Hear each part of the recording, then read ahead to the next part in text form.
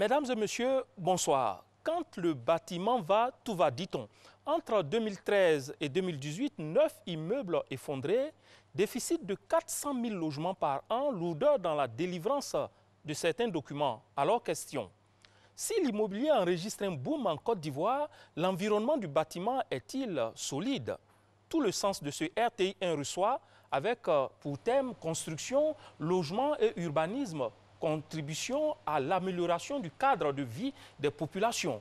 Invité tout naturellement le ministre de la Construction, du Logement et de l'Urbanisme, Bruno Nabagné-Koné.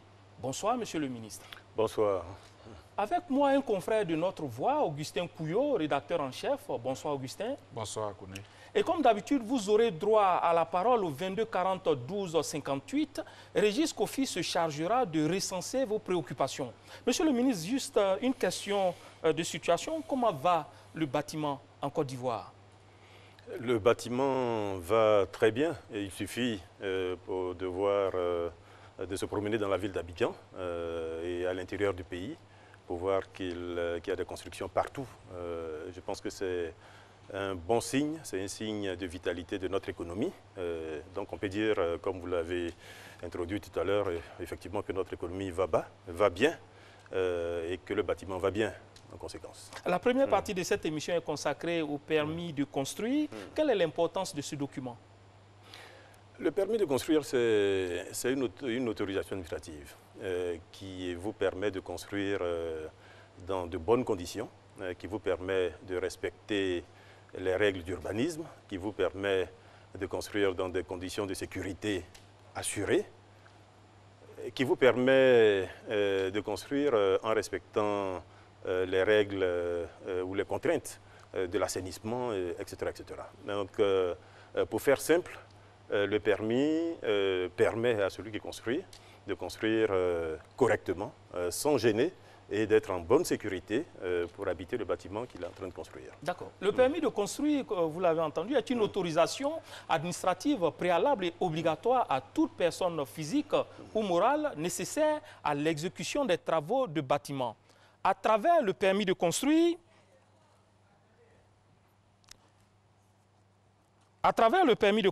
l'administration s'assure du respect des normes d'urbanisation, des normes architecturales, d'assainissement et de sécurité. Quelles sont les pièces à fournir pour son obtention? Quelles sont les démarches à suivre? Quels sont les avantages que donne le guichet unique? Le reportage de Christophe Diomandé, commenté par Franck Quadio, nous livre des éléments de réponse. La procédure d'obtention du permis de construire, autrefois en Côte d'Ivoire, était un véritable parcours du combattant. Pour l'obtenir, il fallait se rendre avec le dossier à la CIE, à la SODECI et à la direction de l'assainissement, ainsi qu'au domaine urbain, sans oublier la direction de l'urbanisation, puis solliciter les services d'un architecte. Chaque entité autonome disposait d'un délai de traitement pour l'obtention d'un visa. On était situé au niveau de où on appelle la résidence de Guéhi. Là-bas, il fallait monter un dossier en 7 exemplaires pour un architecte qui introduire un dossier au permis de construire. Un dossier en 7 exemplaires. Vous le montez en 7 exemplaires, vous le déposez. Ça, c'est la première étape. Le second, avant d'arriver à ce dossier que vous montez en 7 exemplaires, vous le faites viser à ces différents services. Vous recueillez d'abord leurs services avant de constituer le dossier final et que vous allez déposer à la tour D au rez-de-chaussée. Et quand vous déposez le dossier, vous êtes programmé pour une commission qui a lieu dans un mois après. Parce qu'il y avait une commission par mois. C'était long, c'était le parcours du combattant. En vue d'aider les populations à acquérir sans difficulté le permis de construire, l'État ivoirien a créé le 24 mars 2015 un guichet unique de permis de construire GUPC. Depuis sa mise en service le 3 mai 2016, la direction du GUPC centralise l'ensemble des démarches relatives à l'obtention de l'autorisation administrative et elle demeure la seule direction habilitée à délivrer le permis de construire dans le district d'Abidjan. Pour l'obtention d'un permis de construire, il faut un titre de propriété qui lie le demandeur à la parcelle sur laquelle il veut bâtir. Muni de cet élément, le propriétaire est reçu au guichet unique du permis de construire où l'on lui délivre un visa du domaine urbain qui authentifie le titre de propriété. Un visa d'assainissement renseigne sur l'existence d'un réseau d'assainissement devant la parcelle, un certificat d'urbanisme qui donne les règles d'urbanisme de la zone. Ces règles précisent la hauteur, le coefficient d'occupation, le recul par rapport aux voisins, le type de construction autorisé dans la zone. La seconde étape nécessite de s'attacher les services d'un architecte qui fait le plan et inscrit cela au tableau de l'ordre des architectes. Au guichet unique, les acteurs, ministère de la Construction, direction de la Protection civile, les différentes mairies de district représentées travaillent en synergie afin de délivrer un permis de construire aux demandeurs. Le permis de construire est une autorisation administrative délivrée par l'administration lorsque votre projet respecte les règles d'urbanisme, les règles d'architecture, les règles d'ingénierie et les règles de sécurité. L'administration établit des règles pour garantir un cadre de vie sain et convivial. Donc le permis de construire permet de s'assurer que le projet envisagé respecte cette réglementation. Donc le permis de construire est très important pour garantir un cadre de vie sain et convivial. Donc il est bon pour l'usager, pour le citoyen, de faire la demande du permis de construire. Comme ça, il est sûr que le bâtiment qu'il va réaliser sera conforme à la réglementation, sera sûr pour lui-même, sera sûr pour les investissements qu'il va réaliser. Pour mettre de l'ordre dans le secteur de la construction, aussi l'État de Côte d'Ivoire a-t-il pris des sanctions contre les propriétaires ayant des constructions sans le permis de construire. Il y a 3 sanctions qui ont été prévues. La sanction la plus grave, c'est la démolition. C'est-à-dire que quand vous avez construit sans permis de construire, sans respecter aucune réglementation, l'administration peut décider de démolir votre construction. La deuxième sanction, c'est les poursuites judiciaires. Si le bâtiment que vous avez construit constitue un risque pour vous, pour le voisinage, l'administration peut engager des poursuites judiciaires contre celui qui a entrepris ces travaux au mépris de la réglementation en termes de permis de construire. La troisième sanction, ce sont les amendes. Dans la nouvelle loi, les amendes ont été revues à la hausse justement pour dissuader les constructions permis de construire. Si vous construisez sans permis de construire, on peut vous appliquer une amende. Et l'amende est consistante. Elle part de 12 500 par mètre carré jusqu'à 25 000 francs par mètre carré en fonction de la nature du projet que vous avez bâti. Le guichet unique du permis de construire organe étatique a pour mission de rendre plus aisée la tâche des demandeurs et de leur donner l'opportunité de mieux bâtir. Voilà, Monsieur le ministre, il est parfois observé que des personnes s'engagent dans des projets de construction sans autorisation, donc sans permis de construire. Comment cela s'explique-t-il? Le directeur du guichet unique vient de dire les sanctions qu'il y a. Et les textes en Côte d'Ivoire sont connus. Il faut savoir que le permis de construire est obligatoire pour toute construction. Pour toute démolition, pour toute modification substantielle, le permis de construire est obligatoire. Je pense que les populations, sans doute, ne sont pas encore complètement informées de ces dispositions. C'est un peu l'objet de notre présence ici aujourd'hui. Nous allons accentuer la communication, la sensibilisation des populations, que chacun sache quel est le dispositif qui existe, quelles sont les sanctions qu'on encourt quand on enfreint la loi, etc. etc. Maintenant, ceux qui malgré tout cela, enfreignent quand même la loi, on vient de le dire, les sanctions sont relativement lourdes. 12 500 à 25 000 francs le mètre carré, et ça c'est en régularisation.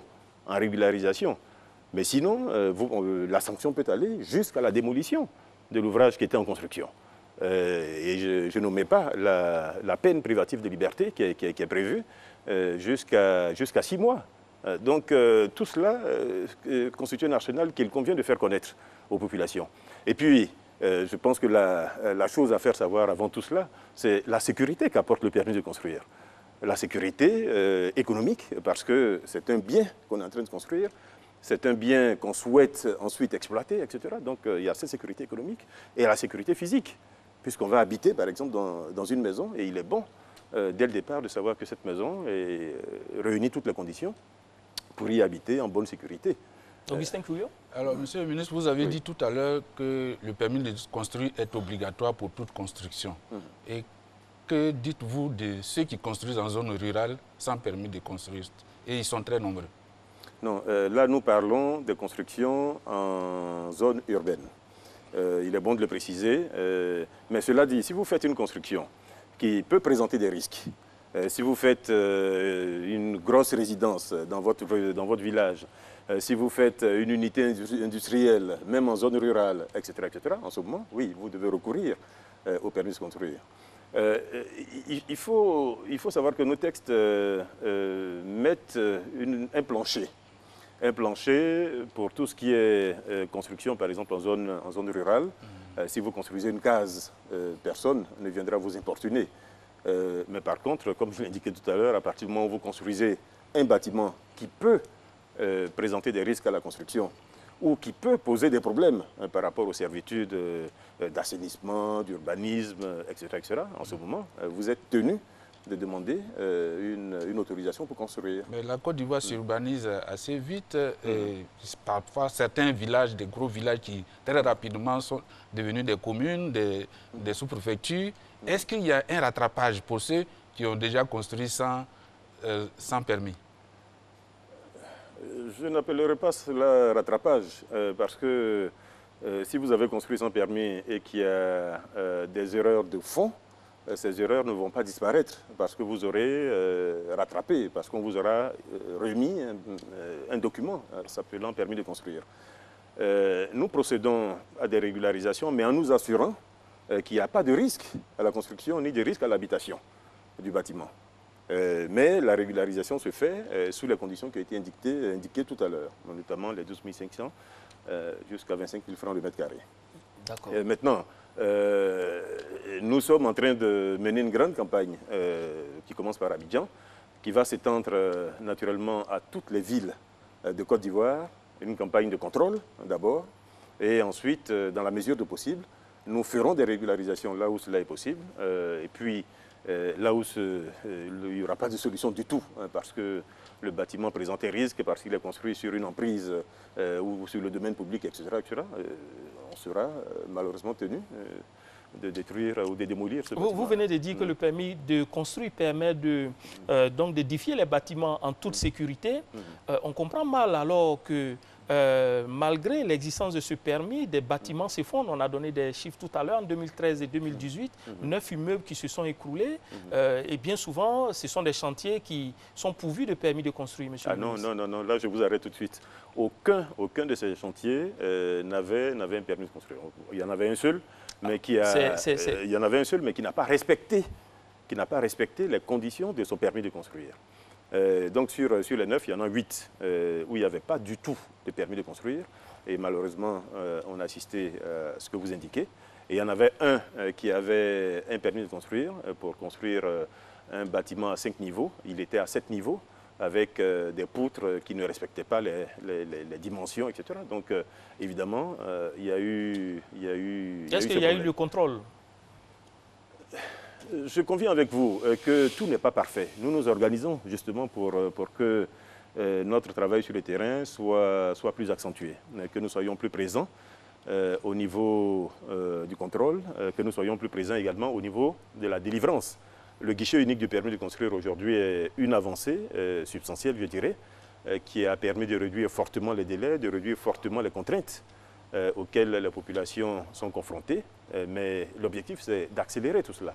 Faire en sorte que nous puissions être partout, que nous puissions délivrer le plus rapidement possible le permis de construire, et puis, bien entendu, que nous soyons en mesure ensuite de contrôler.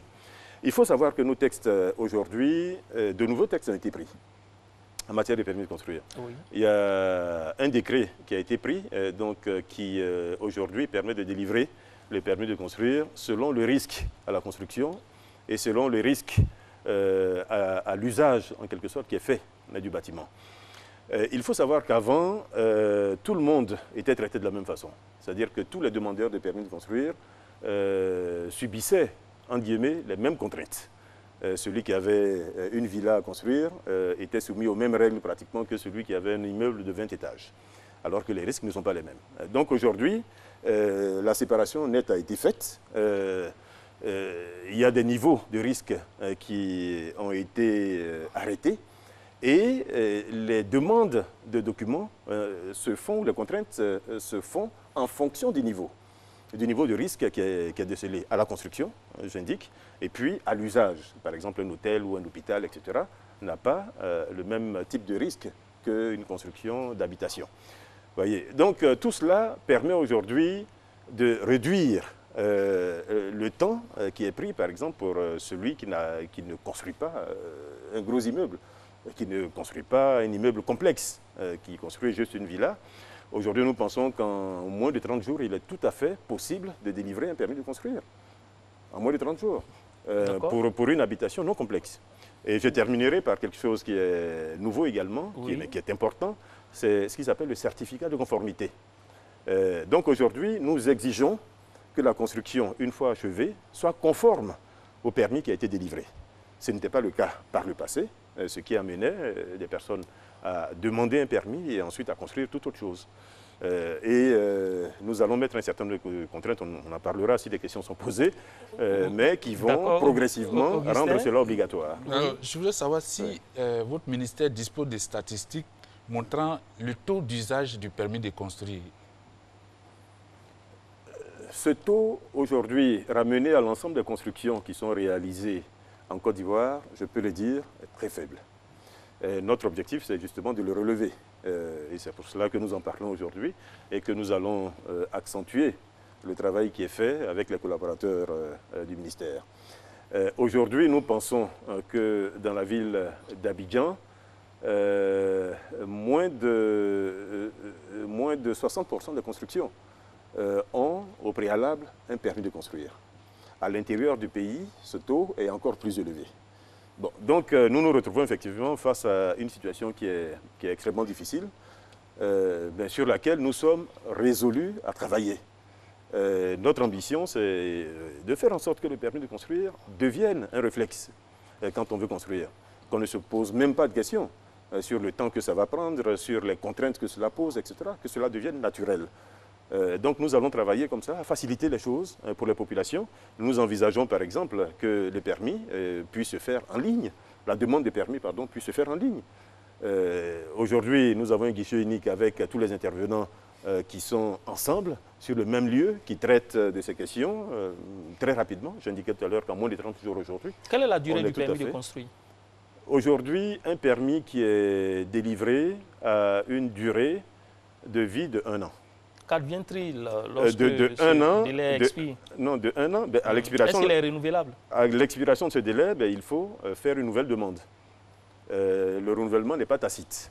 Donc il faut faire une nouvelle demande parce que les conditions ou certaines conditions peuvent avoir changé dans l'environnement où vous êtes. C'est pour cela qu'on demande que la demande soit refaite.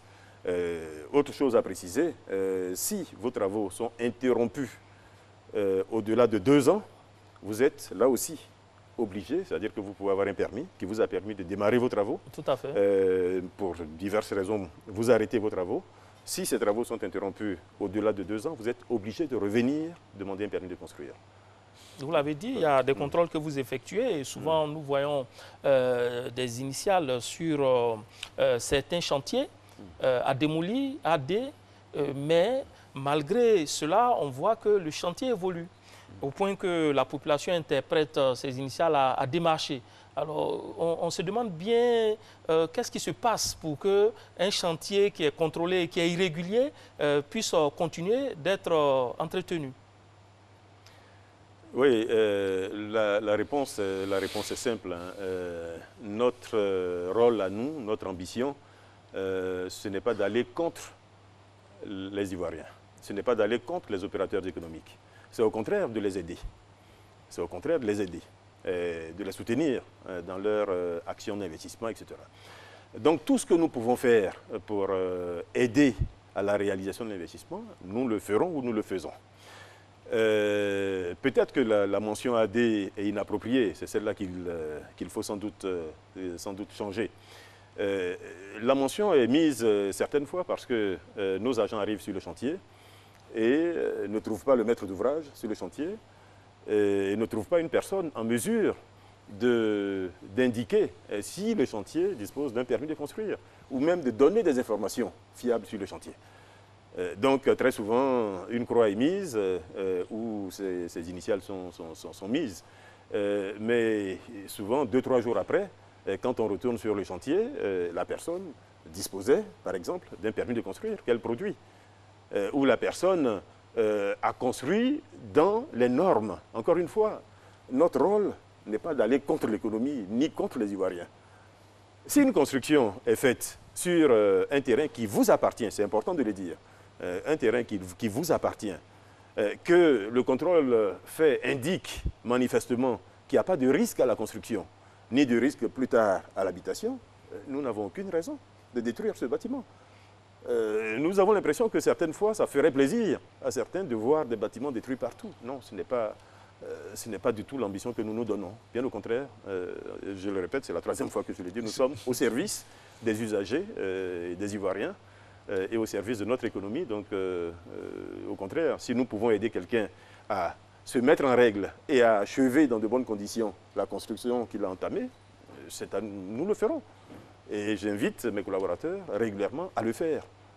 Donc, AD, ce n'est pas du tout à démolir. C'est juste souvent une invitation à produire les documents qu'on a sur la construction qu'on est en train de faire.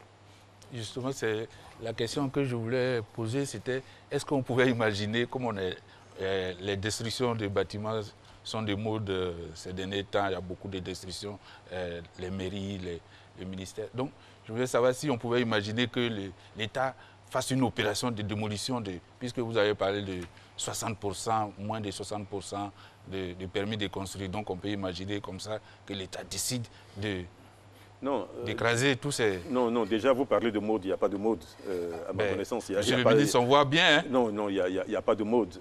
Évidemment, une destruction de bâtiments est amplifiée au plan médiatique. Mais il n'y a pas de mode, premièrement. Et deuxièmement, encore une fois, nous ne sommes pas contre les Ivoiriens.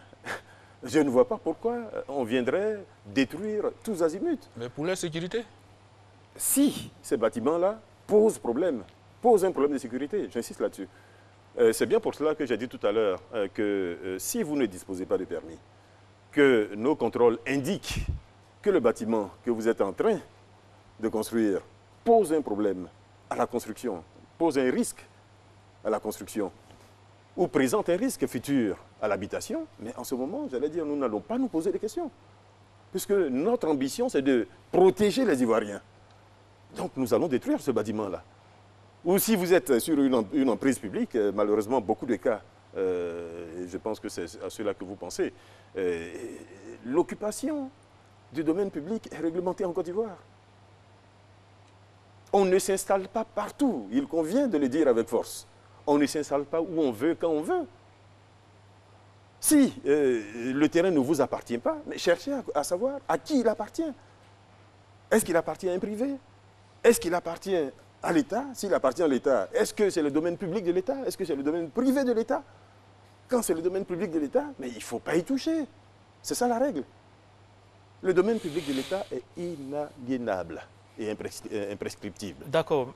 Donc, ce sont des textes qui sont connus, qui sont anciens. Il convient que les Ivoiriens les respectent. Parce que souvent, les emprises publiques, c'est pour notre intérêt à nous tous. C'est souvent des ouvrages d'assainissement qui vont passer. C'est souvent, comme on l'a vu dernièrement, la sécurité d'un espace aéroportuaire. Vous imaginez que ce qui s'est passé là, malheureusement, c'était un gamin, mais ça aurait pu être pire. Quelqu'un dans les mêmes conditions aurait pu entrer dans cet avion et y mettre autre chose, faire exploser un avion. Donc, quand les mesures sont prises pour la protection des Ivoiriens, pour la sécurité des Ivoiriens, il convient de saluer ces mesures-là. Tout n'est pas négatif et encore une fois, notre gouvernement n'a aucune intention d'aller contre le bien des Ivoiriens. Bien au contraire, nous travaillons pour ce bien-là. D'accord. Chaque fois que nous pourrons protéger, nous le ferons. Mais chaque fois qu'un Ivoirien sera en insécurité, nous corrigerons. Et déjà, il y a des réactions au niveau du téléphone, au niveau du 22 40 12 58. Régis Kofi a enregistré déjà les premières interventions des téléspectateurs qui nous suivent. Régis Kofi. Bonsoir à toutes et à tous. Merci de nous rejoindre. Le premier qui a réussi à nous joindre au 22 40 12 58 est M. Dao, qui nous appelle de la Palmeraie. Il nous signale qu'au 4e programme, un individu a construit sur la voie publique. Même constat au Vallon. Que fait le ministère de la Construction pour mettre fin à ces hors-la-loi? La question qu'il pose. M. Akatoni nous appelle de Kringabo. Il souhaiterait savoir combien coûte le permis de construire. Sur la même question, M. Kwame à Abobo demande combien de temps le demandeur du permis de construire doit attendre avant de rentrer en possession du document. Le ministre a fait savoir que le permis de construire se renouvelle 2 ans après interruption des travaux.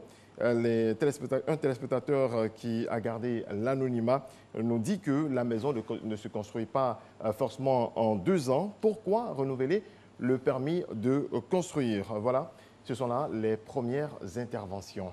Adama Kone. Merci Régis Kofi. 4 préoccupations soulevées par les téléspectateurs qui nous suivent. La première est de M. Dao qui est à la Palmeraie. Il parle de construction sur la voie publique. Je serais très surpris. Parce que la voie publique, c'est le domaine public de l'État. Nous sommes nous-mêmes et le ministère de l'équipement routier, nous sommes extrêmement vigilants par rapport à la préservation de ce domaine public de l'État. Donc je serais très surpris qu'un individu ait construit sur une voie et qu'il ait même pu achever les travaux et qu'il puisse habiter le bâtiment construit. Je note la préoccupation, nous allons vérifier, mais je peux vous assurer que les contrôles sont faits, ils sont extrêmement rigoureux et ce n'est pas possible. Cela dit, pour affirmer cela, il faut pouvoir disposer du plan de détail de la zone, parce qu'on peut avoir une voie qui s'arrête, qui est prévue dans nos plans d'urbanisme pour ne pas continuer au-delà d'une certaine distance. Donc une construction, là, ne devrait pas poser de problème. Je note le problème et on verra. D'accord. Monsieur Aka, combien coûte le permis de construire? Oui. Le permis de construire aujourd'hui, c'est 50 000 francs. Et 50 000 francs, 66 000 francs en comptant les timbres. Et je crois que c'est 120 000 francs si vous avez un extrait topo à joindre. Mais cela dit... Et combien de temps pour l'obtenir? Il y a une question qui a été posée aussi. Je l'ai indiqué tout à l'heure, nous faisons en sorte que le délai soit le plus court possible. C'est-à-dire? Aujourd'hui, certains permis sont délivrés en 2 semaines. Mais je l'ai indiqué tout à l'heure, pour les cas les plus simples, ceux qui posent le moins de risques à la construction et à l'habitation, aujourd'hui, nous donnons maximum 30 jours. Pour les cas les plus complexes, c'est-à-dire un immeuble de 60 étages recevant du grand public, etc., nous pensons qu'en 3 mois, aujourd'hui, maximum, si tous les éléments sont fournis à temps, nous sommes en mesure de délivrer le permis de construire. J'insiste sur le tout. Souvent, les dossiers sont incomplets, ce qui conduit évidemment à des allers-retours entre le demandeur et le guichet unique, et ce qui allonge bien évidemment les délais. Mais quand tous les documents exigés sont fournis, en 2 semaines, 1 mois, sur un dossier simple, le permis peut être délivré. D'accord. Et la dernière préoccupation, quelqu'un qui a gardé l'anonymat, vous donnez 2 ans pour construire un logement, un bâtiment, alors que c'est insuffisant. Non, on ne donne pas 2 ans. Si vous démarrez votre construction et que la construction n'est pas interrompue, et que vous allez à votre rythme, j'allais dire, personne ne viendra vous importuner. Mais si vous arrêtez vos travaux, j'insiste bien sur l'arrêt des travaux. C'est le temps de l'arrêt. C'est le temps de l'arrêt. Si vous arrêtez vos travaux et que vous les reprenez au-delà du délai de 2 ans, en ce moment, vous êtes tenu de redemander un permis de construire. Voilà, donc on se comprend. C'est souvent difficile de prouver l'arrêt. Ah si. Le temps d'arrêt, bon, c'est... Oui, comment vous le constatez? On sait quand on a délivré le permis. Oui, bien sûr. Donc on suppose que vous avez démarré les travaux. On peut aller à son rythme pendant 3 ans, pendant 5 ans. Ah oui, non, si mais vous allez à votre quel moment vous constatez qu'on s'est arrêté? Non, si vous allez à votre rythme, il n'y a pas de problème. Mais encore une fois, ne voyez pas l'exigence du permis de construire comme une contrainte qu'on met sur les populations. C'est bien au contraire quelque chose que nous apportons aux populations. C'est une sécurité supplémentaire. C'est une sécurité supplémentaire pour ce qui est des risques à la construction. Et puis, on l'indiquait tout à l'heure, il y a d'autres besoins. Il y a le besoin de respect des règles d'urbanisme dans la zone, des règles architecturales dans la zone, etc. Le standing qui peuvent changer. Donc, vous avez démarré une construction. Bon, tant que vous êtes en train de la construire, tant que vous disposez d'un permis de construire, personne ne viendra vous importuner. Mais si nous constatons que les travaux sont arrêtés, évidemment, alors, en ce moment, vous vous enfermez dans le délai de 2 ans. Initialement, vous avez un plan de construction et que le bâtiment est terminé et que des modifications sont faites après. J'ai parlé tout à l'heure du certificat de conformité qui désormais est obligatoire. Oui, la modification peut se faire après le certificat de conformité. Ah non, vous êtes en ce moment tenu de demander là aussi un permis de construire. Il faut savoir qu'une modification substantielle sur un bâtiment, une modification qui est visible sur la structure ou sur la façade, en hauteur dans des quartiers où c'est une obligation. Cela n'est pas admis. Vous êtes obligé de demander un permis de construire. Et je le répète, pour détruire un mur, pour rajouter un mur, etc., pour rajouter des pièces supplémentaires, pour ajouter un niveau, etc., vous êtes tenu de demander un permis de construire. Même si vous avez eu un permis de construire à l'origine pour la construction, à partir du moment où vous avez habité la maison, avant d'entamer par exemple ces modifications, vous êtes tenu de demander un permis de construire. Et j'insiste, ce n'est pas une contrainte qui est mise sur les citoyens, c'est souvent pour sa sécurité aussi. Justement, je voudrais demander qu'est-ce qu'on fait des opérations immobilières où il y a une structure d'origine et subitement on voit que chacun modifie et parfois sans permis. Vous dites bien sans permis. Vous dites bien sans permis. Donc nous allons nous donner les moyens de faire ce contrôle. Je le concède, nous n'avons pas aujourd'hui, nous ne sommes pas équipés aujourd'hui pour assurer ce contrôle sur l'ensemble des agglomérations qu'il y a dans notre pays. Mais nos textes sont là et nous sommes résolus à les faire appliquer. Encore une fois, pour l'intérêt de l'État, pour que nos villes soient des villes qui s'apprécient quand on y vient, qui soient agréables quand on les traverse ou quand on y vit, etc. Il faut des règles. Il faut des règles d'urbanisme, il faut des règles de construction, il faut des règles au niveau de l'architecture, etc., qu'il convient qu'on respecte de plus en plus. Il y a parfois des agents qui sont intimidés sur le terrain. C'est-à-dire? Par des gens qui construisent et qui font usage de leurs titres pour continuer sans je ne pense pas que je ne pense pas que le titre soit suffisant. Nous avons, tous les jours, nous faisons arrêter des constructions, y compris des constructions appartenant à des personnalités de ce pays. Donc, et nous amenons ces personnes à régulariser leur situation avant de reprendre les travaux. D'accord. Donc je ne pense pas que le titre soit suffisant pour éviter un contrôle. Le logement est une préoccupation sociale importante, aussi bien pour la population que pour le gouvernement. Une vaste opération de construction de logements sociaux a été initiée dans les grandes villes de la Côte d'Ivoire. Mieux, la question de bail à usage d'habitation a fait l'objet de toilettage à travers 2 importantes lois en 2013 et 2018.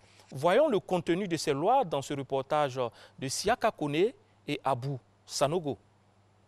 En Côte d'Ivoire, au moins 80% de la population est concernée par le contrat de bail à usage d'habitation.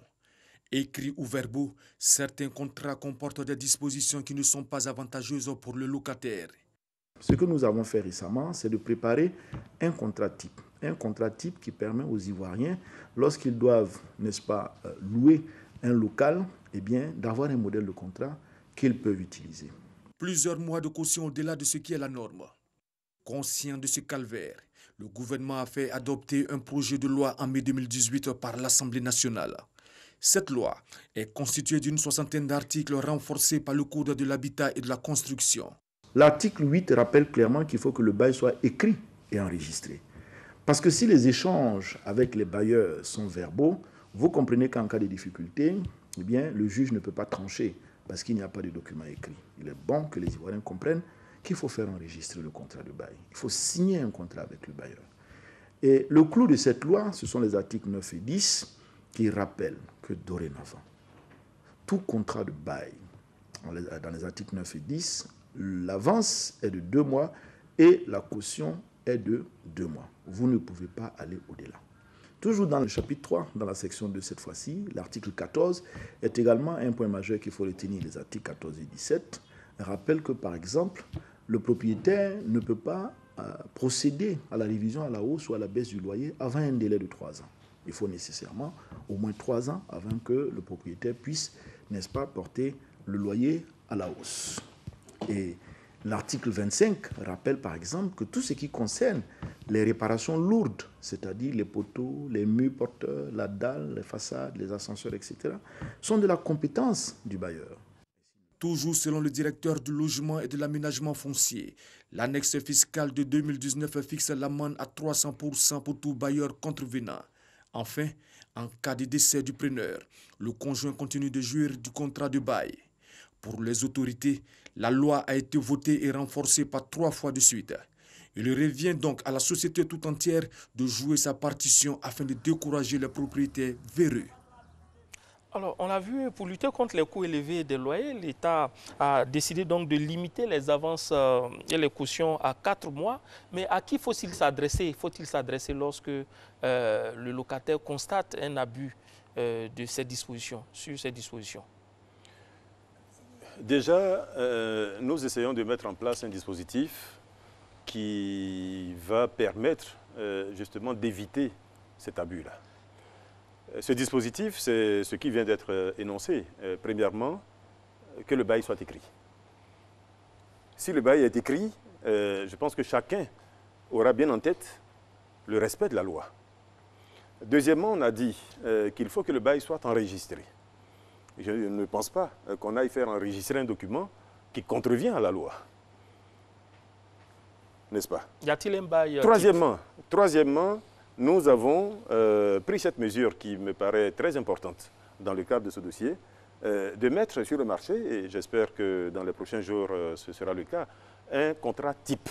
Ce contrat type renferme justement toutes les dispositions de la loi.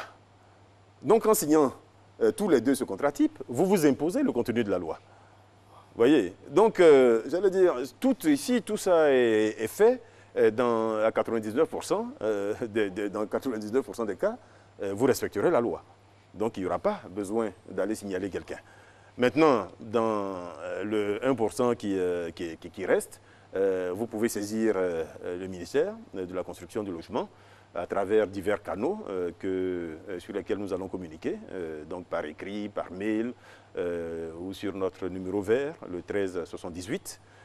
Vous pouvez également saisir les services des impôts, puisque l'enregistrement se fait auprès des services des impôts. Donc, eux aussi peuvent constater qu'il y a un non-respect de la loi et donc, voilà, infliger les sanctions qui sont prévues. Est-ce qu'il y a des cas qui ont été signalés?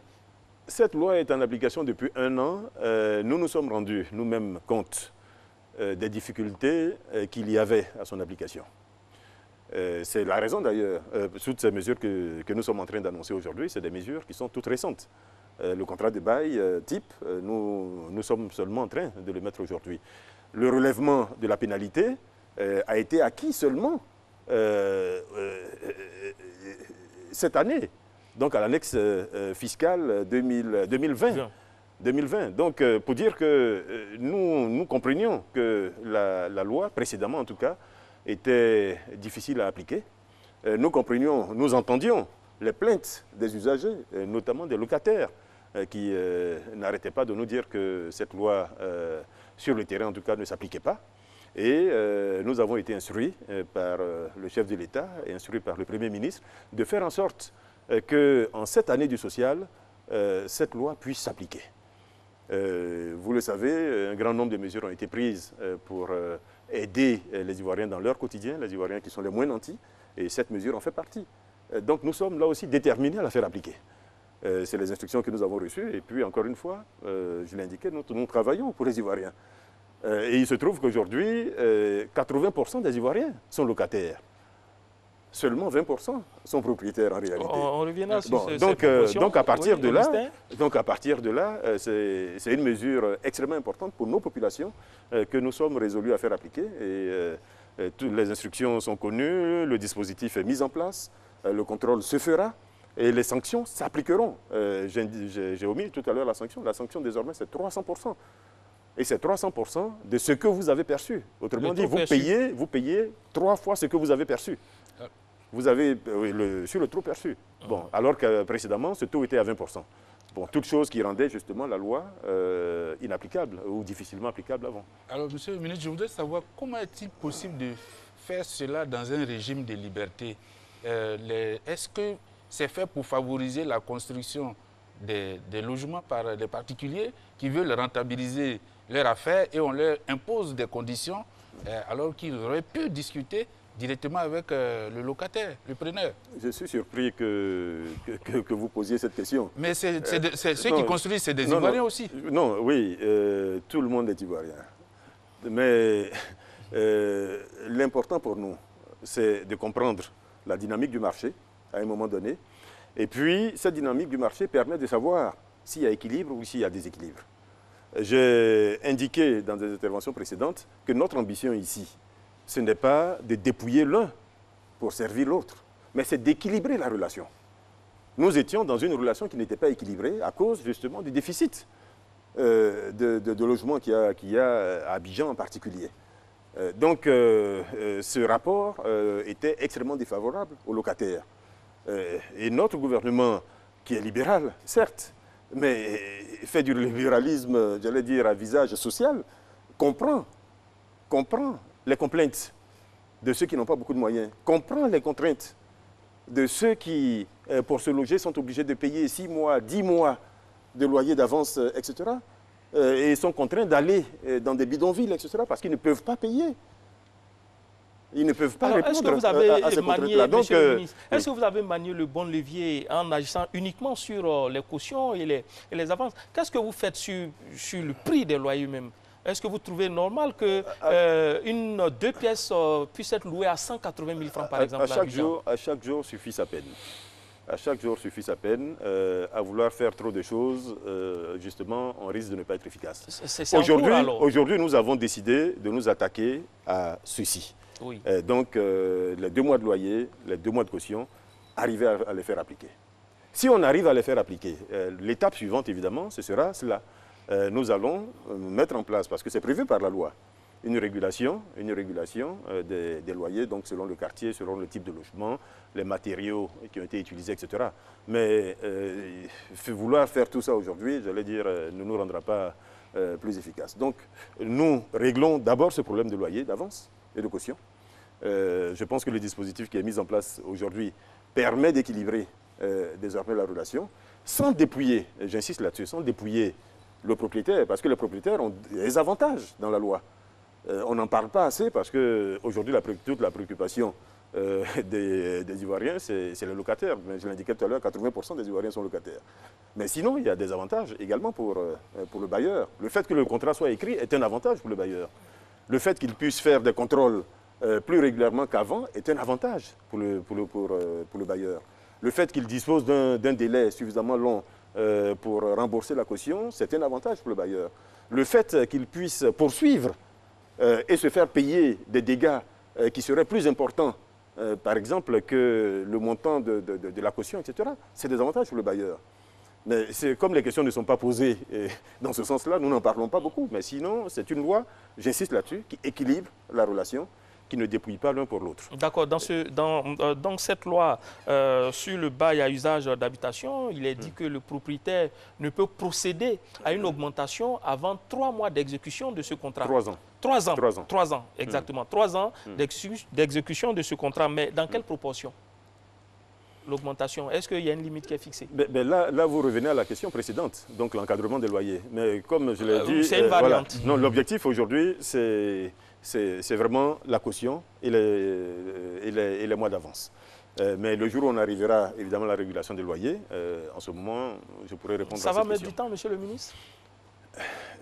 Rendons déjà opérationnel ce qui a démarré là. sur les avances. Vous avez dit tout à l'heure que c'est un avantage pour le bailleur que d'avoir un contrat écrit, alors que pour des gens qui ont passé tout le temps au noir, c'est-à-dire parce que quand on enregistre, il y a l'autre versant, c'est d'aller payer les impôts. Vous pensez que c'est anormal quand on a construit une maison, qu'on la met en location? Je ne dis pas que c'est anormal, voilà, mais c'est normal qu'on je ne vois pas en quoi c'est un avantage pour un locataire qui ne paye pas, qui n'a pas déclaré. Mais si vous n'avez pas un contrat écrit, comment vous poursuivez celui qui ne vous paye pas? Ben, et ils expulsaient par le passé, ils expulsaient sans même passer par qui que ce soit. L'expulsion ne me paraît pas être la meilleure solution, parce que quand vous expulsez, si la personne vous doit de l'argent, il vaut mieux qu'elle vous paye cet argent. Donc il faut avoir la preuve qu'elle était bien dans le local et qu'elle vous doit cet argent. Encore une fois, nous évoluons dans une société qui est de plus en plus moderne, qui impose des critères effectivement qui ne sont pas ceux du passé. Et je pense de plus en plus qu'il faut qu'on se mette en tête qu'une relation contractuelle doit être écrite. Donc là, nous parlons de bail, mais ça vaut également pour d'autres relations contractuelles. Justement, même avec le contrat de bail, comment quelqu'un qui a fait 1 an dans une maison qui ne paye pas, quelle est la garantie pour le propriétaire de se faire payer? Et il ne faut pas attendre 1 an. C'est bien ce que je vous indiquais, que le propriétaire désormais a des leviers qui sont beaucoup plus souples qu'avant pour éventuellement interrompre le bail ou se faire payer par une procédure d'urgence devant les tribunaux, etc. Donc, lisez la loi, vous allez voir qu'il y a des choses qui sont novatrices et qui, aujourd'hui, sont à l'avantage des deux parties. D'accord. Bon, pour finir rapidement dessus, lorsque toutes ces dispositions ne sont pas respectées, vous avez dit qu'on s'adresse uniquement à vos services, qu'est-ce qu'on fait? Ah non, non, vous vous adressez à nos services. C'est le seul guichet auquel on peut... Non, là, nous sommes en train de démarrer. Nous ne souhaitons pas compliquer la tâche aux populations en leur demandant d'aller devant les tribunaux, d'aller devant les commissariats, etc. Donc, dans un premier temps, nous disons adressez-vous à nous. Et nous allons, parce que nous avons par exemple une direction de la copropriété, nous allons essayer de voir comment nous pouvons nous-mêmes être l'intermédiaire entre le bailleur et le locataire pour faire respecter. Le locataire sera sécurisé, il n'aura pas de représailles après avec son bailleur. C'est difficile pour nous d'aller vérifier tout cela. Mais encore une fois, on ne peut pas vouloir une chose et son contraire. Nous avons entendu les populations ivoiriennes qui pendant longtemps ici ont dit qu'elles avaient un problème pour accéder à un logement décent, qu'elles n'arrivaient pas à trouver un logement décent parce qu'on leur demandait des mois d'avance qui étaient trop nombreux, des cautions qui étaient trop importantes, etc. Le gouvernement entend cela, apporte une solution et aujourd'hui vous faites tout l'argumentaire contraire. Non, j'allais dire, nous allons dans le sens des populations. Le gouvernement a entendu les complaintes des populations. Le gouvernement a apporté une réponse là qui me paraît pragmatique. Pragmatique. Le fait d'imposer que le bail soit écrit, le fait d'imposer une sanction qui soit 300% de l'excédent, le fait d'imposer l'enregistrement, etc., etc., c'est une réponse pragmatique à un problème qui, malheureusement, gênait beaucoup d'Ivoiriens. Encore une fois, je voudrais savoir quel est le taux de déclaration des contrats de bail depuis leur instauration, disons au niveau des contrats de bail écrits. Vous posez des questions auxquelles j'aurais du mal à répondre. Les déclarations se font dans la direction des impôts. La direction des impôts, c'est le ministère du Budget. Pour le moment, ma préoccupation n'est pas à ce niveau-là. J'essaie de faire appliquer une disposition qui est attendue par les Ivoiriens et j'essaie d'appliquer des instructions que j'ai reçues du chef de l'État et du Premier ministre. Et de mon point de vue, ces instructions vont dans le sens de ce que souhaitent nos populations. Maintenant, tout le reste, c'est de la mécanique. Vous pourrez poser la question à mon collègue du budget. D'accord. Ce que souhaitent les populations aussi, c'est les logements sociaux. Je voudrais qu'on aborde cette question. Dites-nous, qu'est-ce qu'un logement? Parce que c'est un peu confus aussi dans l'esprit des populations. Qu'est-ce qu'un logement social? Qu'est-ce qu'un logement économique? Qu'est-ce qu'un logement de standing? Pour faire simple, en Côte d'Ivoire, une définition a été donnée du logement social. Le logement social, c'est le logement dont la valeur en vente ne dépasse pas 12,5 millions. Et le logement économique, c'est un logement dont la valeur aujourd'hui ne dépasse pas 23 millions. Bon, donc j'allais dire, c'est des critères simples qui aujourd'hui sont compris de tout le monde, sont appliqués par tout le monde, par les acquéreurs, par les promoteurs, par les banquiers, par tous ceux qui travaillent sur cette matière-là. Maintenant, au-delà de ces montants, vous entrez donc dans du logement qui a du standing plus élevé, donc moyen standing, du haut standing, etc. Bon, vous avez dans la ville d'Abidjan, par exemple, tout type de logement, du logement social jusqu'au très haut standing. Donc, il suffit de se promener dans la ville d'Abidjan. D'accord. En lançant l'opération en 2013, l'objectif était, sur les 5 années qui suivent, de produire 250 000 logements. Nous sommes en 2020. Non, non, pas 250 000. C'est pourtant ce qui est consigné dans vos documents. Le chiffre de 250 000 n'a jamais été annoncé par personne. Ah ben, dans vos documents, c'est ce qui est marqué. Dans nos documents, c'était combien? 150 000. 150 000 logements. 150 000. Et quel est le bilan aujourd'hui, plus de 5 ans après? Cette question est régulièrement posée. On peut y répondre de deux façons. On peut juste vous donner le nombre de logements réalisés aujourd'hui, qui n'est pas très élevé. Et ça, nous ne l'avons jamais caché. Ce nombre de logements n'est pas très élevé. C'est une contre-performance. Mais c'est lié à un certain nombre de facteurs, et en l'occurrence, lié à l'insuffisance des ressources qui ont été mises en jeu, en particulier par l'État de Côte d'Ivoire. Nous l'avons reconnu. Vous savez, certaines fois, ça ne sert à rien de cacher la vérité. Les populations savent la vérité, puisque des demandeurs sont là, savent qu'on leur a promis des logements dans telle ou telle opération et ils n'ont pas leur logement. Donc nous ne le cachons pas. Mais par contre, nous disons très clairement que l'État de Côte d'Ivoire a pris conscience des faiblesses du projet par le passé. Le gouvernement a décidé de relancer, et cette fois durablement, le programme de construction de logements sociaux, en corrigeant justement tout ce qui, par le passé, avait manqué. Et donc aujourd'hui, nous rentrons dans une nouvelle dynamique, et qu'il importe que les populations entendent cette dynamique nouvelle, et qu'on ne s'arrête pas sur les contre-performances du passé. Nous sommes conscients que un nombre élevé de logements n'a pas été construit, mais c'est lié au fait que les promoteurs n'allaient pas continuer à construire des logements là où il n'y avait pas de VRD, par exemple, des voiries et réseaux divers. Parce qu'un logement, il ne se construit pas seul. Autour d'un logement, il faut des voies de circulation.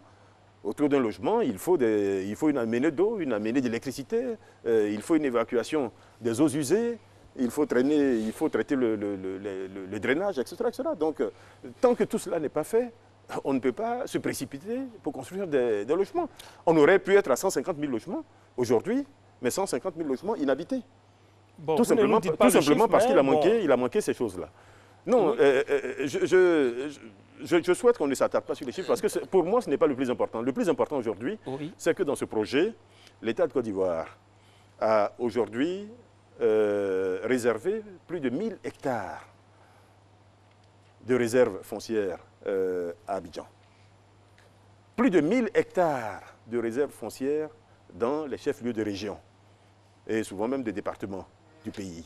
Donc ça fait plus de 2000 hectares sur lesquels l'État de Côte d'Ivoire a payé des purges, a réservé du foncier qui demain va permettre justement de construire des logements. L'État de Côte d'Ivoire a mis en place le dispositif d'accompagnement de ce programme de logements sociaux. Mais ce dispositif, aujourd'hui, il est totalement fonctionnel. Mais il a fallu un certain nombre d'acrobaties pour le rendre aujourd'hui totalement fonctionnel. Aujourd'hui, il l'est. Donc c'est un acquis de ce programme. L'État de Côte d'Ivoire a consenti plus de 300 milliards de francs CFA d'exonération fiscale accordée aux promoteurs. Est-ce que c'est suffisant? Parce que l'État de Côte d'Ivoire aussi confie une action sociale à un secteur privé qui est à la recherche du gain. Alors, est-ce qu'il n'aurait pas fallu que l'État s'implique d'une autre manière? On a vu, ce n'est pas l'expertise et l'expérience qui manquent avec la SICOGI ou bien la SOGIFIA par le passé. Par le passé, effectivement, l'État a construit, l'État a vendu. Vous dites bien par le passé. Il y a 30 ans, 40 ans, Oui, pourquoi ne pas faire revivre cela? Il y a 30 ans, 40 ans, l'État était dans une dynamique différente.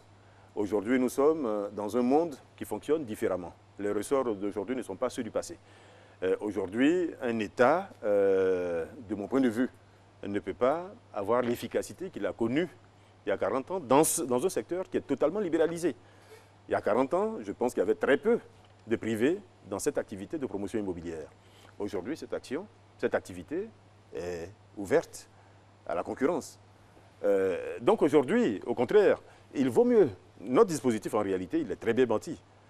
Il s'appuie sur les opérateurs privés à qui l'État concède des facilités. Facilités fiscales, facilitées par la mise à disposition de réserves foncières, facilitées également par la construction des VRD primaires. Vous voyez, donc c'est des facilités qui sont importantes. Nous avons fait le calcul et sur un logement de 10 millions, vous avez un tiers du prix, en réalité, qui est supporté par l'État de Côte d'Ivoire. Bon, et cette contribution de l'État de Côte d'Ivoire va de 30% jusqu'à 50% dans certains cas. Vous voyez, donc l'effort qui est fait par l'État de Côte d'Ivoire est considérable. Mais il y a eu une faiblesse, et encore une fois, nous ne l'avons jamais caché. Cette faiblesse, ça a été la réalisation des VRD, donc ce qui était l'engagement de l'État de Côte d'Ivoire. Mais je viens de vous l'indiquer, les autres acteurs sont toujours là, ils ne sont pas découragés, bien au contraire. Ils ont entendu notre message, ils ont entendu les engagements que nous sommes en train de reprendre aujourd'hui. Ils ont écouté le chef de l'État, ils ont entendu le Premier ministre et ils sont convaincus qu'avec toutes les mesures qui ont été prises, qui ont été confirmées, ce projet va redémarrer. Ce projet va redémarrer. Et moi, je peux vous le dire aujourd'hui, ce projet est en train d'être redémarré et ce projet, sans aucun doute, sera un succès. Sera un succès parce que les conditions sont réunies. Nous avons aujourd'hui plus de 200 000 intentions de construction. Mais qui attendaient quoi? Qui attendaient l'engagement de l'État. Qui attendaient l'engagement de l'État au niveau des VRD, qui attendaient l'engagement de l'État au niveau des facilités fiscales et qui attendaient l'engagement de l'État au niveau de la mise à disposition du foncier. Ce que nous sommes en train de faire aujourd'hui. Nous avons récemment lancé un programme immobilier avec les enseignants, mais c'est un peu dans ce cadre-là que nous le faisons. Les conditions sont réunies. Les conditions sont parfaitement réunies. Qu'est-ce que vous pensez, qu'est-ce qu'un opérateur immobilier gagne à construire un logement social? Mais il gagne de l'argent. Il gagne quoi? Moi, écoutez... Alors qu'Abidjan, il peut construire des logements de standing qui vont être pris tout de suite. Non, c'est comme si vous disiez, en Côte d'Ivoire, il ne faut pas vendre... donc je n'ai pas envie de citer de marques de voitures, mais il ne faut pas vendre de voitures de bas de gamme. Il ne faut vendre que des voitures de haut de gamme. Non, dans aucun pays, ça ne fonctionne comme ça. Partout, on a besoin de logements de standing, mais on a également besoin de... Non, le marché ivoirien est très diversifié. Vous avez parlé de... À chacun des niveaux, il y a une clientèle, y compris au niveau le plus bas. Bien sûr. Et au contraire, la clientèle, elle est plus nombreuse en bas. Donc la marge, évidemment, sur un logement de 12 millions n'est pas la marge sur un logement de 600 millions. Mais vous vendrez plus de logements de 12 millions que de logements de 600 millions. Voilà, donc non, il est tout à fait possible, les modèles sont là, ils sont éprouvés. Non, il est tout à fait possible aujourd'hui pour un promoteur de gagner de l'argent. Et je vous indiquais tout à l'heure les efforts qui sont faits par l'État de Côte d'Ivoire. Ce sont ces efforts-là qui permettent justement aux promoteurs de gagner de l'argent, entre autres. Il est clair que tout le monde ne peut accéder à la propriété. C'est une réalité internationale. Absolument. Alors qu'est-ce que vous faites justement pour que ceux qui aspirent quand même à la location puissent le faire dans de bonnes conditions par rapport à leur situation financière? Vous avez raison. Nous avons fait le constat, effectivement, je l'indiquais tout à l'heure, que 80% des Ivoiriens sont locataires. Et puis, dans aucun pays au monde, toute la population n'est propriétaire. Il n'y a aucun pays où cela existe. Et puis, nos calculs indiquent qu'en Côte d'Ivoire, en dessous d'un certain niveau de rémunération, il est difficile d'accéder à la propriété. Nos calculs indiquent que jusqu'à 200 000 francs grosso modo, sinon je peux dire 170 000, il est pratiquement impossible d'accéder à la propriété. Et puis même quand on a un salaire élevé, en général, les premières années de fonction, il est plus facile d'être locataire. On est tous passés par là. On a été locataire pendant quelques années avant de songer même à acquérir la première maison, etc. Donc, j'allais dire, c'est un processus normal dans le pays. Il faut encourager la propriété. Les programmes de logements sociaux, entre autres, servent à cela. Mais nous devons créer le cadre pour favoriser la location ou la location-vente. Et malheureusement, aujourd'hui, il n'y avait pas, si vous regardez sur le marché ivoirien, il n'y avait pas d'offre. Il n'y a pas de location en matière de location simple. Aucun promoteur, regardez autour de vous, aucun promoteur aujourd'hui ne fait une opération destinée à la location simple. Aucun. Tous on revient à la question de la recherche de gain. Voilà, donc, oui, mais tout à l'heure, ce n'était pas tout à fait cette question-là. mais cela dit, nous sommes aujourd'hui en train, et je pense que vous en entendrez parler assez rapidement, puisque nous avons déjà commencé à en parler au niveau du gouvernement, nous sommes en train, là aussi, de créer les conditions pour faciliter la vie à ceux qui, demain, feraient de la location simple. Parce qu'aujourd'hui, c'est une activité qui est extrêmement difficile. Les durées de crédit sont très longues. Pour faire de la location simple, il faut pouvoir amortir le bâtiment sur 20 ans, sur 25 ans. Vous n'aurez pas aujourd'hui, auprès du système bancaire actuel, un crédit bancaire sur cette durée-là. Bon, il faut des taux relativement faibles. Bon, donc aujourd'hui, il nous faut créer le contexte macroéconomique qui facilite l'action, l'activité économique, donc qui consiste à construire et à louer pour être remboursé sur 20 ans. Les promoteurs, je pense aujourd'hui qu'ils seront très peu enclins à le faire. Donc il faut regarder d'autres voies. Et les voies que nous regardons, c'est celles de structures qui disposent de ressources longues. Et il y en a. Les assureurs disposent de ressources longues. Les caisses de retraite disposent de ressources longues. La caisse de refinancement du crédit hypothécaire de l'UMOA, qui a son siège à Lomé, dispose de ressources longues, est accompagnée par des bailleurs internationaux, etc. Donc nous sommes en train de rechercher toutes les voies qui peuvent permettre justement de disposer d'un parc beaucoup plus important de maisons en location simple. Et ça va contribuer, entre autres, à faire baisser les prix de location dont on parlait tout à l'heure, au-delà de venir au téléphone. Vous n'êtes pas en train de chercher loin ce qui est tout près. Allez-y, c'est quoi? À savoir que vous cherchez à aménager des conditions, alors qu'il est plus simple de faire la part des choses. L'État s'occupe du logement social et les privés s'occupent du logement standing. Si l'État fait le logement social, pour ceux qui n'ont pas l'argent pour acquérir les maisons, ils peuvent louer ou bien... Monsieur Kiyou, oui. C'est ce que je viens de vous dire. Donc c'est pour ça que la question de connaître tout à l'heure, à savoir sur l'exemple de la psychologie de la SOEFIA, il faut revenir à ça, Monsieur Kiyou, aujourd'hui, la difficulté, ce n'est pas construire. La psychologie, la SOGEFIA étaient des constructeurs d'abord. Bien sûr. Donc aujourd'hui, la difficulté, ce n'est pas de construire. Aujourd'hui, on a des opérateurs à travers le monde. Il y a des opérateurs chinois qui vont arriver, qui vont faire 20 000 logements dans l'année, 30 000 logements dans l'année. Des promoteurs turcs, indonésiens, etc., qui vont arriver, qui vont faire des milliers de logements dans l'année. Donc la difficulté, ce n'est pas celle-là. Et je vous indiquais tout à l'heure que l'État, aujourd'hui, n'a plus envie de s'impliquer dans ce type d'activité. Mais par contre, accompagne, c'est important le terme accompagnement. Et l'accompagnement, ici, il est au moins aussi important que si l'État construisait. Parce que l'accompagnement ici, je vous l'indiquais, c'est les VRD, c'est la mise à disposition de fonciers, c'est les exonérations fiscales. Je vous indiquais qu'un tiers à 50% du prix de la maison est pris en charge par l'État de Côte d'Ivoire. Ce que les populations ne comprennent pas, c'est ce manque d'envie. Pourquoi ce manque d'envie? Non, il n'y a pas de manque d'envie. Je vous indiquais que les priorités étaient ailleurs pendant un certain nombre d'années. Ce projet de logements sociaux n'a pas eu l'accompagnement qu'il aurait fallu de la part de l'État. Nous l'avons reconnu. Mais j'insiste sur le fait que nous sommes justement en train de créer les conditions pour éviter justement les erreurs du passé. Nous avons noté par exemple que l'État ne disposait pas de suffisamment de ressources sur le budget de l'État pour accompagner un projet comme celui-là, parce que c'est en centaines de milliards de francs CFA qu'il faut accompagner un tel projet.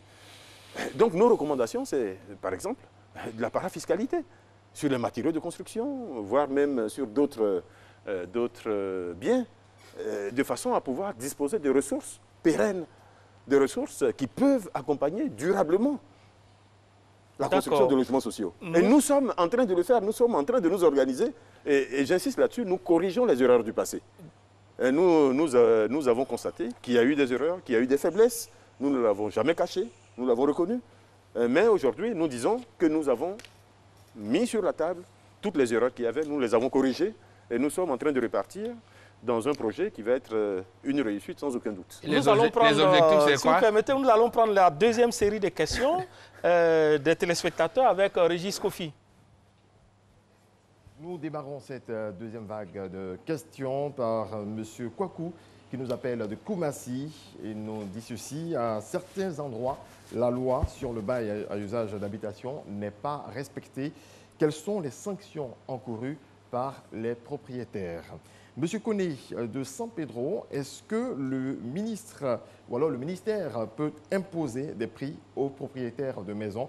Selon lui, les logements décents sont chers dans la ville d'Abidjan. Et puis, parlant des logements sociaux dont vous abordez la question en ce moment, Monsieur Cissé et Madame Koné nous apprennent que plusieurs personnes ont souscrit auprès de certaines sociétés. Cela fait 3 ans. Elles n'ont pas vu les maisons et elles ont demandé à être remboursées, mais les choses n'avancent pas. Que fait le ministère de la Construction? Voilà, Adama Koné, pour la deuxième vague des questions. Je crois que les deux premières questions, à moins que vous vouliez revenir là-dessus, M. Kwaku de Koumassi qui parlait des sanctions, lorsque le contrat de bail à usage d'habitation n'est pas respecté. Ces sanctions, on les a indiquées tout à l'heure. 300% du trop perçu. Est-ce que l'État peut imposer des prix? J'indiquais tout à l'heure que bailleurs, ça aussi. Nous ne souhaitons pas imposer des prix, mais nous allons mener une réflexion. Nous allons mener une réflexion pour encadrer. Oui. Pour encadrer, mais bon, le moment venu, nous en parlerons. Alors, M. Cissé dit que cela fait 3 ans qu'il s'est engagé dans une opération. Pour ceux qui ont déboursé de l'argent dans le cadre de l'opération de logements sociaux et qui voudraient faire se retirer de l'opération, comment est-ce qu'ils rentrent en possession de leur argent? C'est très simple. Il faut que la demande soit faite dans les bonnes conditions, au niveau du centre de promotion du logement social, donc du CPLS, ou au niveau du promoteur avec lequel ils sont en contact. Ils peuvent même nous contacter directement au niveau du ministère. Il faut ensuite qu'ils réunissent évidemment toutes les preuves des paiements qui ont été faits.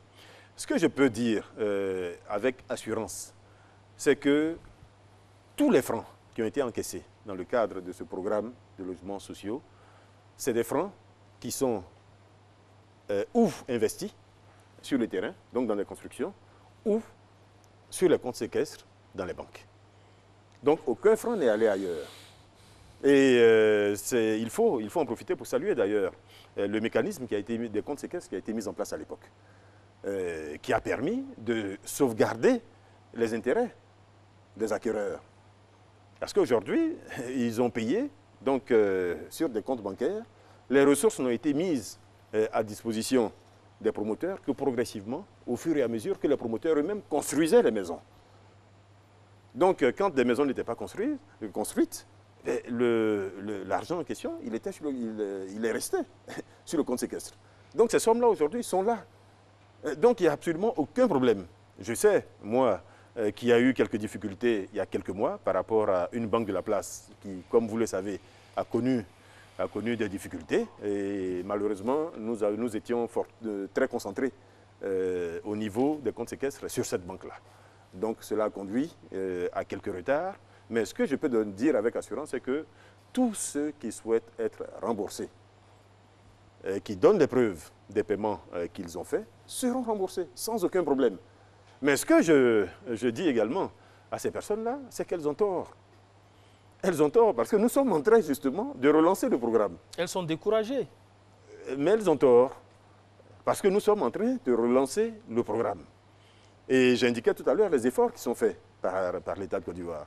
Quand l'État de Côte d'Ivoire supporte un tiers du coût de votre logement, voire même 50% du coût de votre logement, vous ne l'aurez pas en dehors de ce programme-là. Donc si vous êtes déjà inscrit, s'il y a un appel à lancer, moi je dirais à ceux qui sont déjà inscrits, mais vaut mieux rester dans le programme. Vaut mieux rester dans le programme et puis nous observer, par exemple, sur un an, pour voir. Le secrétaire d'État au logement est présent. Je sais les efforts qu'il est en train de faire aujourd'hui pour que tout se passe bien. Donc il n'y a absolument aucun problème. Il n'y a absolument aucun problème. Encore une fois, toutes les maisons qui ont été promises seront livrées aux personnes qui ont souscrit à ce programme. Alors, en dehors de ce que vous faites pour les promoteurs, pour ceux qui construisent de manière individuelle, quelle est la politique de logement? Est-ce qu'il y a des coûts, le coût des matériaux? Est-ce qu'il y a quelque chose qui est fait sur le coût des matériaux pour qu'on encourage les individuels à construire, à produire davantage de maisons? Quand vous regardez dans la ville d'Abidjan, voire même à l'intérieur du pays, on ne peut pas dire aujourd'hui que le secteur de la construction soit à l'arrêt. On voit qu'il y a au contraire un très grand nombre de constructions qui se réalisent partout. Donc ça montre bien qu'il y a un marché, ça montre bien que les conditions de rentabilité sont là, que l'investissement est facilité, etc. Sinon les gens n'investiraient pas autant. Bon, donc de ce point de vue-là, les choses se passent relativement bien. Il n'y a pas un contrôle qui est fait, pour utiliser vos termes, sur les matériaux, mais nous observons. Nous observons et j'ai été très heureux de constater dernièrement, par exemple, que sur le ciment, les prix ont fortement baissé.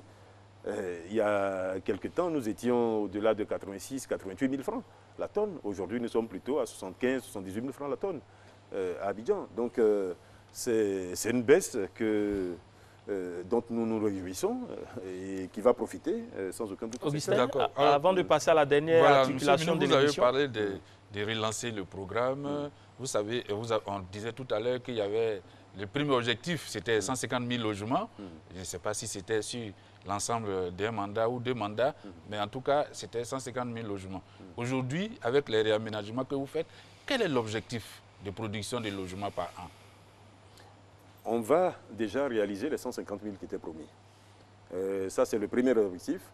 Et ensuite, nous savons, sur la ville d'Abidjan, nous savons à l'intérieur du pays, que la demande va continuer. Aujourd'hui, nous sommes à un gap globalement de l'ordre de 500 000 logements. Donc, un déficit de l'ordre de 500 000 logements.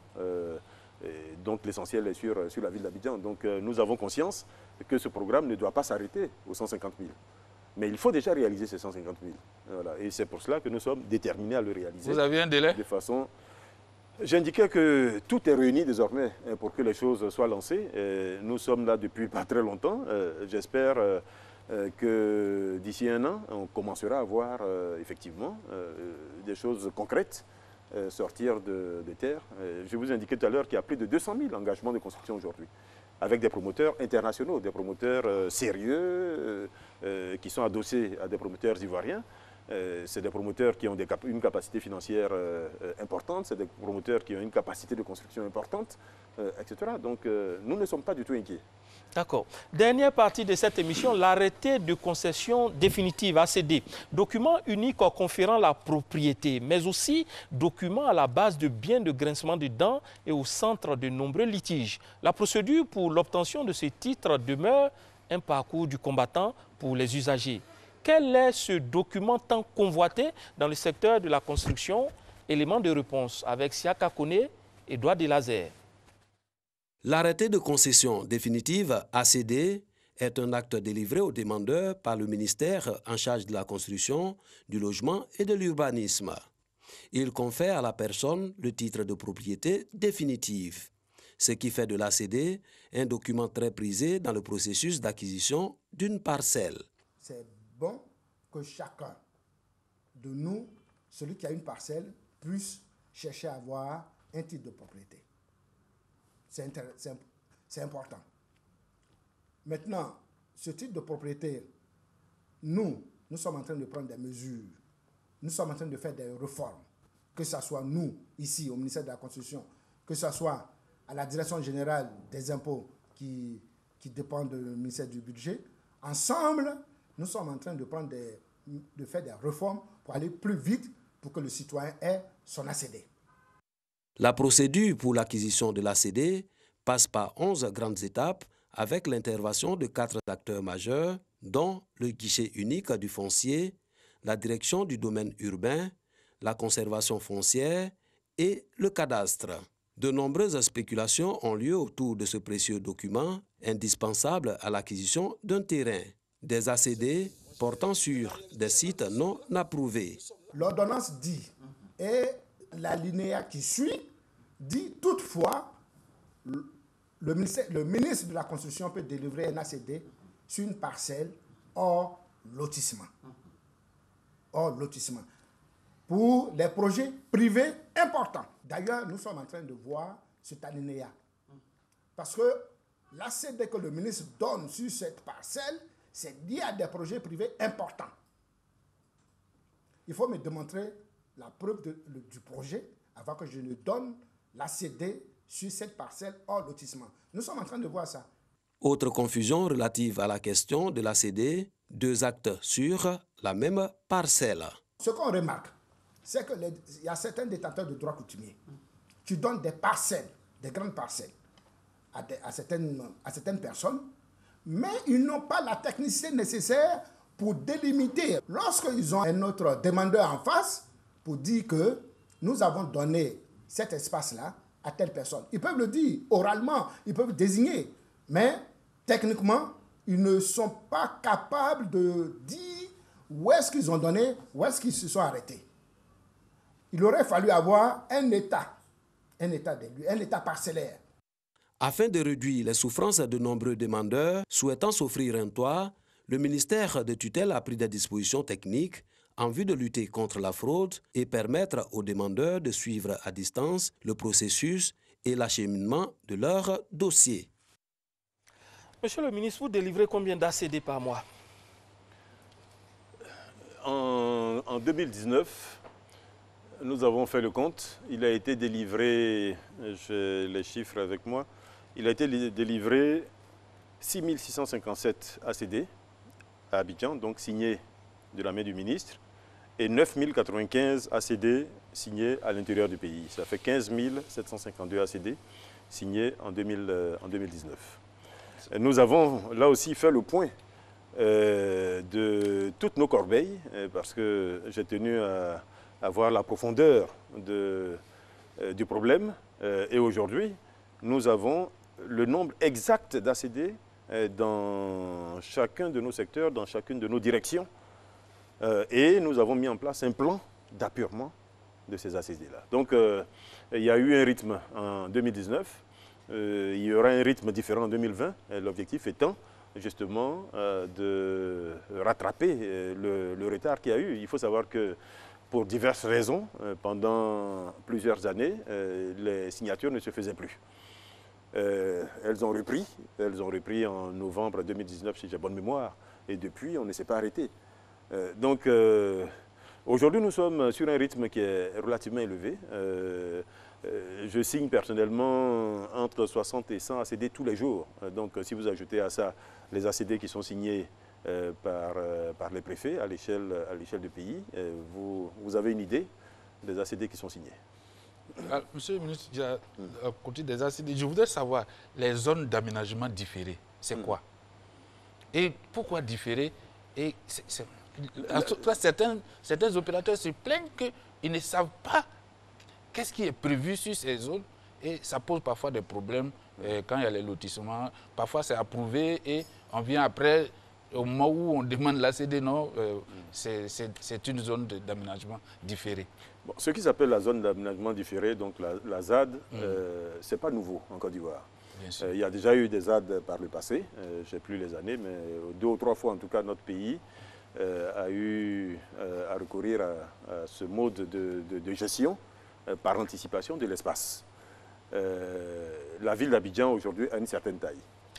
La ville d'Abidjan, il faut la contenir, éviter qu'elle s'étale trop, mais en même temps, il faut prévoir pour les générations futures des espaces. d'évolution de la ville d'Abidjan. Et aujourd'hui, il a été décidé donc, de créer ce qui s'appelle une zone d'aménagement différé, qui part grosso modo de Jacquesville jusqu'à Bonois, d'Abidjan jusqu'à Alépé, à peu près. L'objectif, ce n'est pas de bloquer les investissements dans cette zone-là, mais c'est de maîtriser l'utilisation de cet espace-là, pour ne pas qu'il échappe à l'État.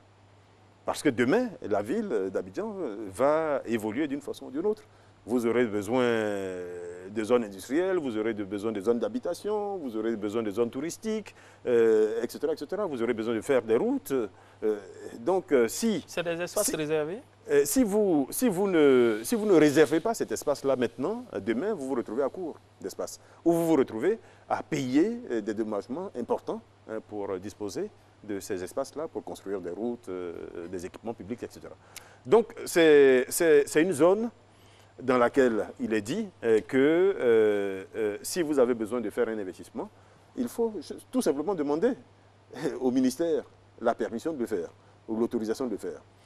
Donc, encore une fois, l'investissement n'est pas interdit dans ces zones. L'investissement est contrôlé. Les infrastructures qui sont réalisées sont contrôlées. Nous en contrôlons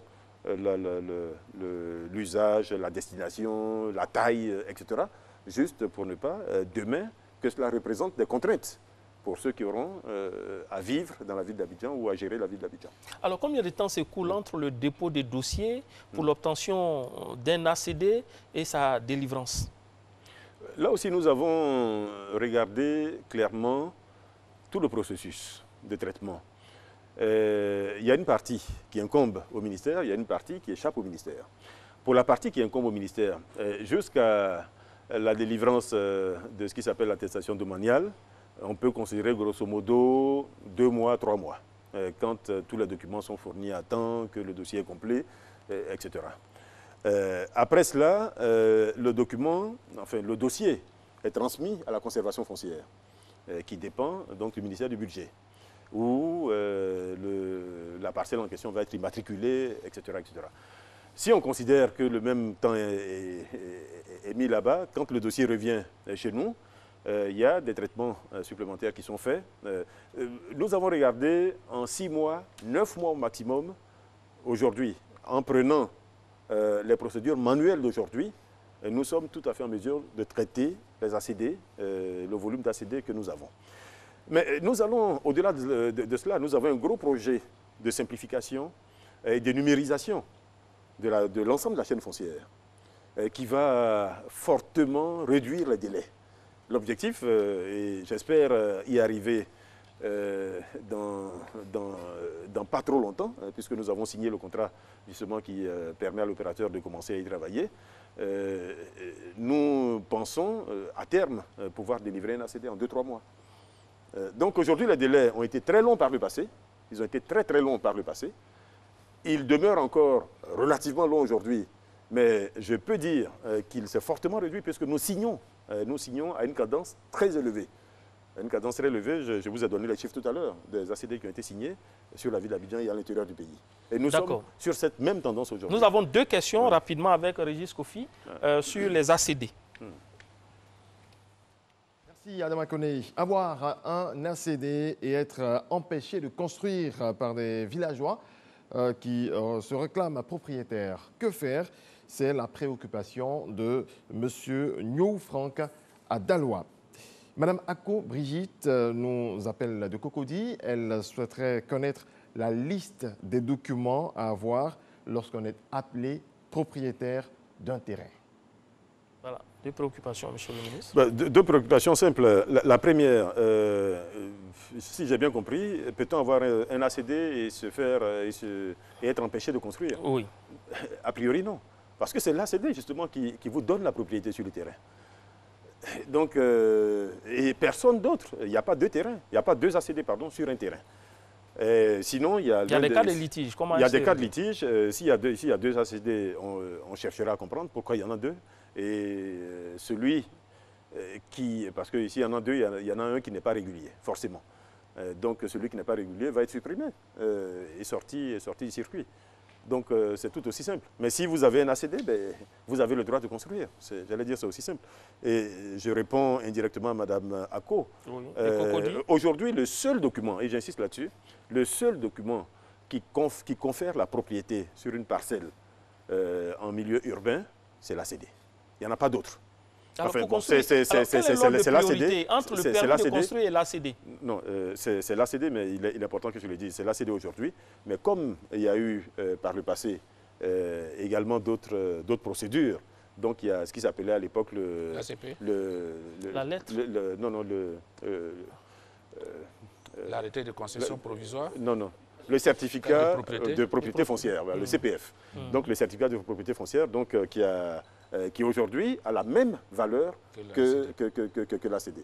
Ou certains ont un ACD, mais un ACD ancienne version, puisqu'il y a eu une époque où il y avait un titre de propriété qui se rapprochait de l'ACD. Donc aujourd'hui c'est l'ACD, ou alors c'est le certificat de propriété foncière, ou alors c'est le certificat de mutation de propriété foncière, donc le CMPF.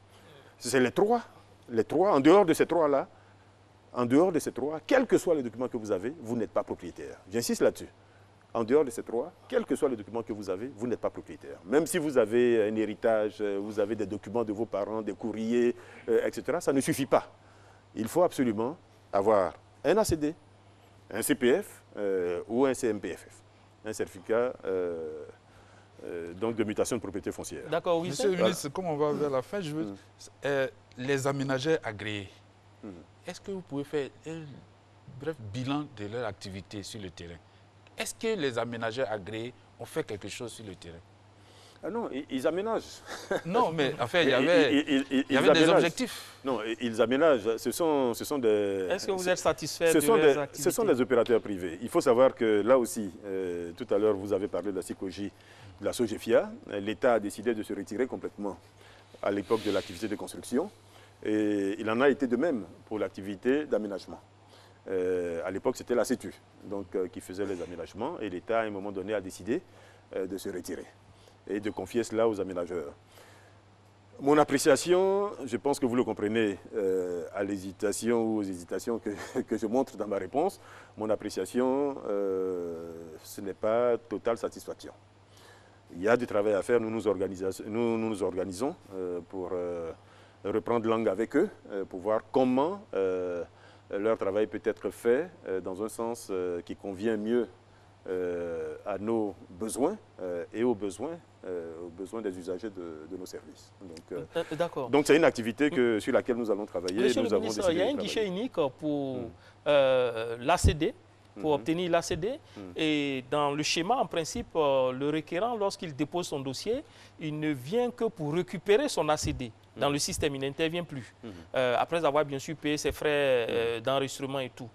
Mais il se trouve que pour beaucoup de requérants qui sont à la recherche de leur ACD depuis même souvent des années, l'administration les appelle pour intervenir dans le processus.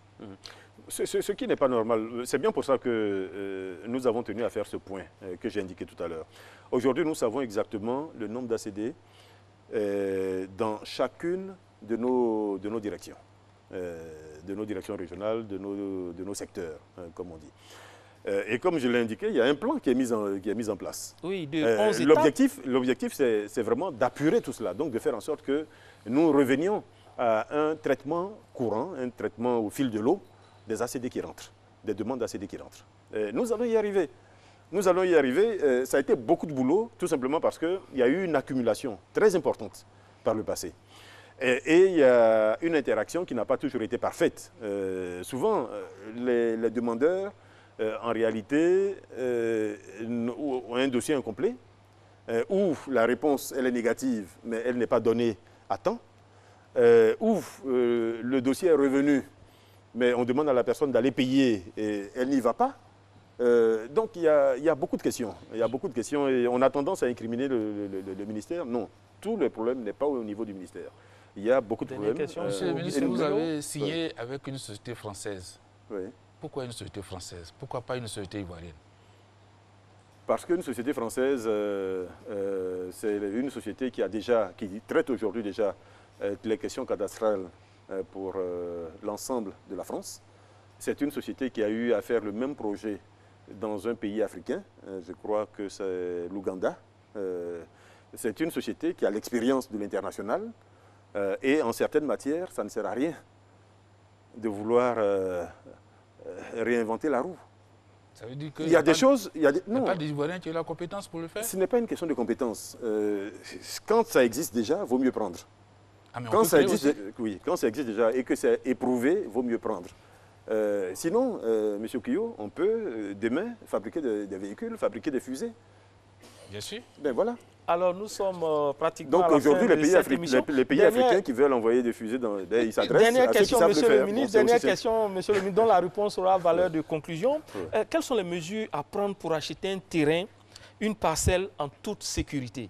Et vous allez conclure en même temps. En toute sécurité, moi je dirais aujourd'hui, à Abidjan, voire même en Côte d'Ivoire, assurez-vous que le lotissement est approuvé.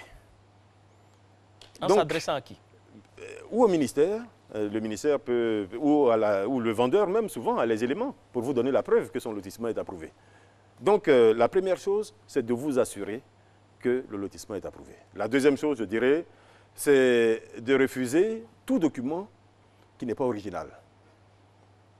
S'il y a lieu, vous pouvez vous adresser au ministère pour confirmer tel ou tel document. Nous, on est tout à fait en mesure de le faire puisque nous savons que c'est pour votre protection, donc on le fera.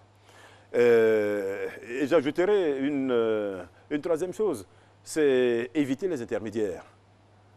En cette matière-là, aujourd'hui, l'origine ou l'étape originelle qui déclenche toute la procédure, c'est le document que vous remet une communauté villageoise qui détient des droits d'usage sur une parcelle. C'est une attestation villageoise. Donc le document de base, c'est celui-là. Assurez-vous que cette attestation villageoise est originale. Assurez-vous que cette attestation villageoise correspond bien, les indications qui sont sur cette attestation correspondent bien aux indications qui sont dans le guide du village, guide dont nous avons copie au niveau du ministère. Assurez-vous que la personne qui fait la démarche est une personne qui a la capacité de le faire. Aujourd'hui, nous recommandons même aux usagers de s'adresser au commissaire de justice. Parce qu'aujourd'hui, ils sont tout à fait outillés pour s'assurer que les documents sont originaux, s'assurer que l'attestation correspond bien à ce qui est dans le guide, s'assurer que le lotissement est approuvé, etc. Donc voilà des choses qui sont relativement simples, mais qui aujourd'hui permettent de faire une transaction immobilière, l'esprit tranquille. Donc assurez-vous que l'attestation, qu'il y a une attestation villageoise qui est signée du chef du village, qui est signée par le président du comité foncier du village. Assurez-vous que cette attestation-là correspond bien au guide du village, que l'inscription dans le guide est bien l'inscription qui est au niveau du ministère, que le lotissement est approuvé. Et puis j'allais dire, vous avez 80% de sécurité, au moins. Merci. Au moins à ce stade. Merci d'avoir participé. Et puis assurez-vous que tous les documents sont originaux. L'accès au logement et à la propriété reste une préoccupation essentielle pour la population. Morceau par morceau, le gouvernement ivoirien, comme nous l'avons entendu, construit des pans importants d'un environnement propice à l'immobilier. Au pied du mur de ce RTI 1 Reçoit qui s'achève, le ministre Bruno Nabagné-Koné. Merci d'avoir pris la truelle pour édifier sur les questions de l'heure. Merci à Augustin Kuyot et Régis Kofi de nous avoir accompagnés sur ce plateau. Et merci à vous de nous avoir suivis activement. Restez sur la chaîne qui rassemble. Heureuse, saine et sainte année 2020.